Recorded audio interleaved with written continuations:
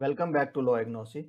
In the Evidence Act 1872, today we are going to cover res geste, which is talked about in section number 6 of the Act.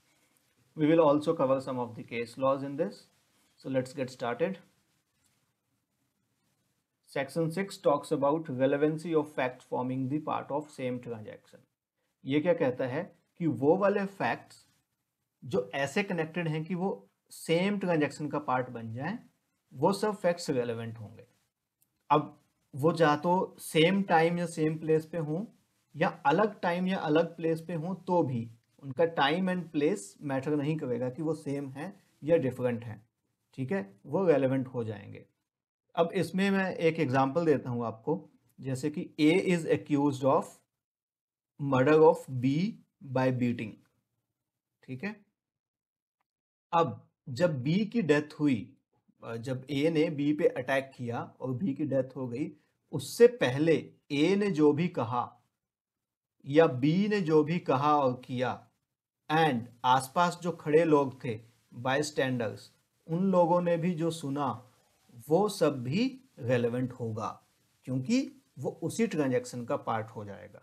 जैसे मान लो bye standards ने देखा कि A B की तरफ दौड़ा है उसको पीटने के लिए, या फिर बी ने ए को गाली दी थी, उसको प्रोवोक किया था। ये सब फैक्ट्स रेलेवेंट हो जाएंगे क्योंकि ये सेम ट्रांजैक्शन का पार्ट बन जाते हैं। आगे है रेस जेस्टे। सेक्शन 6 को ही रेस जेस्टे बोलते हैं। रेस जेस्टे का जो लिटरल मीनिंग है, उसका मीनिंग है थिंग्स डन। ये रोमन लैंग्वेज का वर्ड है। इसमें जैसे हमने देखा ना कि सेम टाइम प्लेस या डिफरेंट टाइम एंड प्लेस हो, लेकिन उनके बीच में जो टाइम गैप है वो बहुत कम होना चाहिए। अब आगे हम देखते हैं सेक्शन 6 की इलिस्ट्रेशंस। ठीक है, अब इलिस्ट्रेशन में पहला एक इलिस्ट्रेशन जो दिया हुआ है बेयर एक्ट में, वो वही है जो मैंने अभी आपको एग्जांपल दिया। अब एक और एग्जांपल देखते हैं। The question is whether certain goods ordered from B were delivered to A. मान लो बी ने ए को कुछ गुड्स भेजे हैं। ठीक है, अब वो ए को मिले हैं या नहीं मिले, ये क्वेश्चन का आंसर निकालना है। तो बाकी जो इंटरमीडिएट ट्रांजैक्शंस होंगी, अब ऐसा नहीं है कि बी से सीधा ए को मिले, हो सकता है बी ने सी को दिया हो, सी ने दिया हो डी को, डी ने दिया हो ई को, और ई ने दिया हो ए को।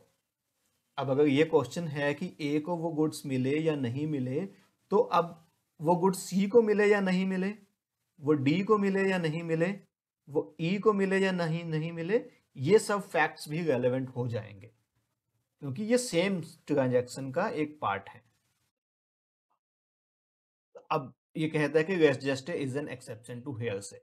अब जैसे हमने पहला इलिस्ट्रेशन में देखा कि जो लोगों ने वहां पे सुना, देखा, जो कहा, वो भी रेलेवेंट हो जाएगा।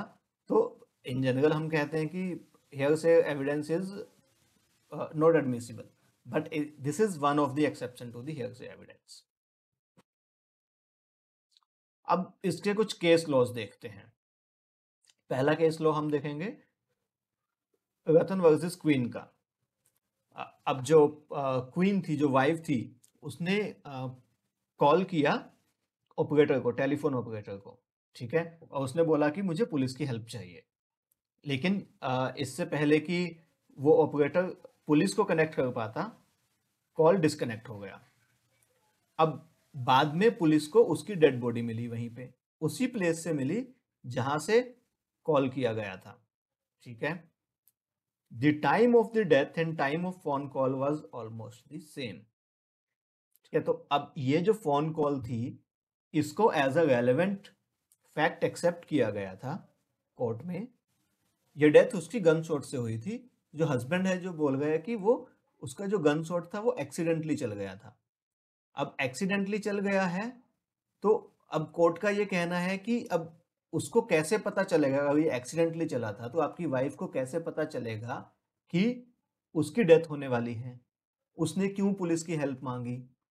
ठीक है, तो ये सब एक ही ट्रांजैक्शन का पार्ट बनते हैं, तो इसको एक्सेप्ट किया गया था। अब हम अगला केस लो देख लेते हैं। यह है आर वर्सेस बेडिंगफील्ड। अब इसमें क्या होता है, इसमें एक लेडी आती है दौड़ी दौड़ी, उसके गले पे एक कट का निशान है, वो खून बह रहा है उसके गले से, और वो आके अपनी आंट को बोलती है, see what Bedingfield has done to me. ठीक है, अब उसने ये बात कब बताई अपनी आंट को? जबकि उसका गला कट चुका था, उसके बाद बताई, और ये फैक्ट एक्सेप्टेबल नहीं था अंडर सेक्शन 6।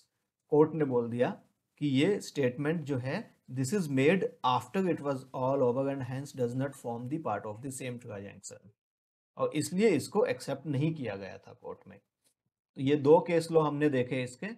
अब नेक्स्ट हम देखते हैं कि रेस जस्टे का एप्लीकेबिलिटी टेस्ट क्या होता है। अब अब रेस जस्टे लगेगा कि नहीं लगेगा, इसके लिए एक टेस्ट डिफाइन किया गया है। सबसे इंपॉर्टेंट फैक्टर क्या होता है रेस जस्टे का? सबसे इंपॉर्टेंट फैक्टर होता है कि जो भी फैक्ट्स हैं वो सेम ट्रांजैक्शन का पार्ट होने चाहिए। ठीक है, तो अब सेम ट्रांजैक्शन का पार्ट होने के लिए कुछ रिक्वायरमेंट्स हैं जो उसको फुलफिल करने पड़ेंगे। पहली है, the facts must be with very close proximity of time with the transaction leaving no space for fabrication। मतलब वो अलग अलग टाइम पे हो सकते हैं, लेकिन उनके टाइम में इतना ज्यादा गैप नहीं होना चाहिए कि उसमें कुछ स्पेस बच जाए, कुछ चांसेस हो कि फैब्रिकेट किया गया होगा कुछ। ठीक है, सेकेंड है, they must have either occurred at the same place or places which are very close to each other. अब हमने देखा था कि अलग अलग प्लेसेस पे भी हो सकते हैं, लेकिन उनमें डिस्टेंस इतना ज्यादा नहीं होना चाहिए कि उसमें कुछ फैब्रिकेशन हो सके। मान लो कि क्राइम हुआ है दिल्ली में और बॉम्बे में कुछ हुआ, बॉम्बे का कोई फैक्ट है, तो वो रेलेवेंट नहीं होगा। डिस्टेंस जो है वो बहुत कम होना चाहिए। And there must be a continuity in the action and there must be a community of purpose. जो एक्ट है, जो एक्शन है, वो कंटिन्यूस होना चाहिए। ये जो एप्लीकेबिलिटी टेस्ट था, ये एस्टेब्लिश किया गया था एक केस लॉ में। तो इसी के साथ हमने एक केस लॉ भी देख लिया, जो है Atta Mohammad Khan versus the Crown. ये वाला जो केस था, इस केस में कोर्ट ने रेस जस्टे का एप्लीकेबिलिटी टेस्ट डिफाइन किया था। ये कंडीशंस लगेंगी 1, 2, 3 जो हमने अभी देखी हैं। तो ये था res gestae and section 6 of Indian Evidence Act. I hope आपको अच्छा लगा होगा। अब नेक्स्ट वीडियो आएगा आपका सेक्शन 7, 8 पे। तो तब तक के लिए थैंक यू वेरी मच।